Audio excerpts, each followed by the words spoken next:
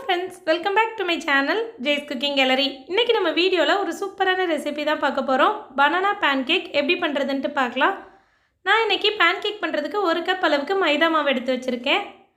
2 tablespoon white sugar, உங்களுக்கு வேணும்னா நாட்டு சக்கரை கூட எடுத்துக்கலாம். ஒரு banana இந்த மாதிரி கட் பண்ணி வச்சிருக்கேன். 1/2 டேபிள்ஸ்பூன் பேக்கிங் பவுடர், கேக் பண்றதுக்குலாம் யூஸ் பண்ணுவோம்ல, அந்த இதுதான் நான் இன்னைக்கு பேக்கர்ஸ் பிராண்டோட பேக்கிங் பவுடர் எடுத்துர்க்கேன். கொஞ்சமா வெண்ணிலா எசன்ஸ், இது ரெண்டுமே கம்ப்ளீட்டா ஆப்ஷனல் தான், இது இல்லாம கூட நீங்க செய்யலாம். தேவையான அளவுக்கு பால் எடுத்து வச்சிருக்கேன். கொஞ்சமா தண்ணி. இப்போ ஒரு மிக்ஸி ஜார் எடுத்துக்கலாம். நம்ம கட் பண்ணி வச்சிருக்கிற பனானாவை அதில போட்டு கொஞ்சமா பால் விட்டு இத நல்லா ஒரு ஸ்மூத் பேஸ்டா அரைச்சு எடுத்துட்டு வந்துக்கலாம். இப்போ நான் அரைச்சிட்டு வந்துக்கிறேன். தண்ணி எதுவும் சேர்க்க வேண்டாம், பால் மட்டும் தேவைப்பட்டா சேர்த்து இந்த மாதிரி நல்லா ஃபைன் பேஸ்டா அரைச்சு எடுத்தாச்சு. இருக்கட்டும். இப்போ ஒரு மிக்சிங் பவுல் எடுத்துட்டு நம்ம ட்ரை இன்கிரிடியன்ட்ஸ்லாம் இதில் ஆட் பண்ணிக்கலாம். மைதா மாவு, அப்புறம் ஜீனி, அதுக்கப்புறம் நம்ம பேக்கிங் பவுடர், இது எல்லாத்தையும் போட்டு எல்லாம் ஈவனாக ஒன்றா மிக்ஸ் ஆகிற மாதிரி நல்லா மிக்ஸ் பண்ணி வச்சுக்கலாம். அந்த மாதிரி ஒரு விஸ்க் வச்சு இதில் இப்போது நம்ம அரைச்சி வச்சுருக்கிற அந்த வாழைப்பழத்தோட பேஸ்ட்டு இதில் சேர்த்துக்கலாம்.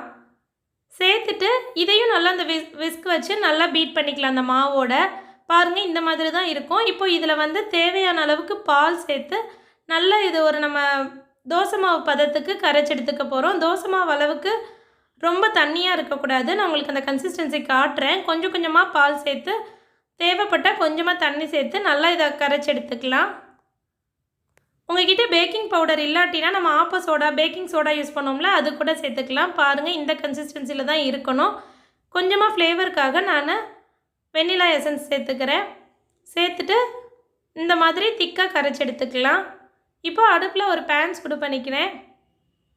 கொஞ்சமாக எண்ணெய் சேர்த்துக்கலாம். உங்களுக்கு வேணும்னா நெய்யோ இல்லை பட்டரோ கூட சேர்த்துக்கலாம். சேர்த்துட்டு நம்ம தோசை ஊற்றுற மாதிரி, ஆனால் சின்ன சின்னதாக ரொம்ப நம்ம ஸ்ப்ரெட் பண்ணக்கூடாது. இழுத்து தோசைக்கு தேய்க்கிற மாதிரி தேய்க்காமல் அப்படியே நம்ம ஒரு கரண்டி அளவுக்கு மாவு எடுத்து ஊற்றி அதுவாக ஸ்ப்ரெட் ஆகுற மாதிரி விட்டுறணும். அவ்வளோதான். இது வேகிறதுக்கு கொஞ்சம் டைம் எடுக்கும். ஸோ பொறுமையாக வெயிட் பண்ணிவிட்டு ஒரு 2-3 மினிட்ஸ் வெயிட் பண்ணோம்னா இந்த மாதிரி மேலே வெந்திருக்கிறது லைட்டாக நம்மளுக்கே தெரியும். அப்போ திருப்பி போட்டுக்கலாம். இதில் பனானா தான் சேர்த்துக்கணும்னு இல்லை, உங்களுக்கு எந்த ஃப்ரூட்ஸ் பிடிக்குமோ அதை இந்த மாதிரி பாலோடு அரைச்சி சேர்த்துக்கலாம்.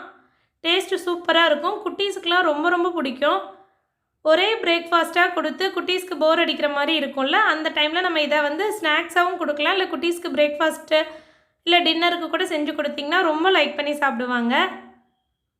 பாருங்கள், பார்க்குறதுக்கும் நல்லா குட்டி குட்டியாக க்யூட்டாக இருக்கும், ரொம்ப எம்மியாக இருக்கும்.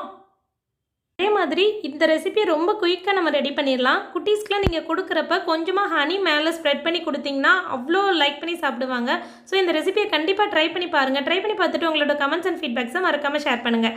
இந்த வீடியோ பிடிச்சிருந்துச்சுன்னா லைக் பண்ணிவிட்டு உங்கள் ஃப்ரெண்ட்ஸ் அண்ட் ஃபேமிலியோட ஷேர் பண்ணிவிட்டு மறக்காமல் நம்ம சேனலுக்கு சப்ஸ்கிரைப் பண்ணுங்கள். Thank you friends. டாடா.